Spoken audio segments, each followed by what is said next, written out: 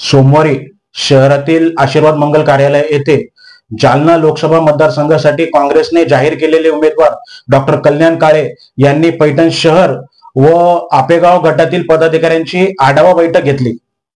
या बैठकीत काँग्रेस, राष्ट्रवादी शरद पवार गट व उबाटा गटाचे नेते मोठ्या संख्येने उपस्थित होते।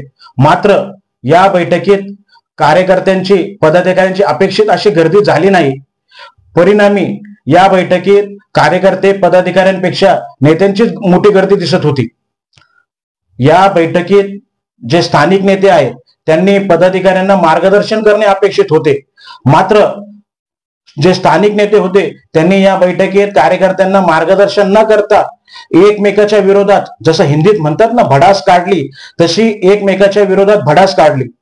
तर काही नेत्यांनी या आढावा बैठकीच्या मंचाचा पालकमंत्री संदीपान भुमरे यांच्या विरोधात वेगवेगळ्या प्रकारचे आरोप लावण्यासाठी या मंचाचा उपयोग केला।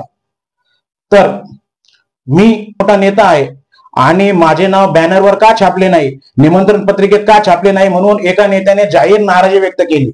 तर मंचावर उपस्थित नेते हे निवडणुकीच्या वेळेस एकमेकाच्या विरोधात काम करतात, म्हणून आपण पैठणची प्रत्येक निवडणूक हारतो असे म्हणत एका नेत्याने उपस्थित नेत्यांना टोला मारला।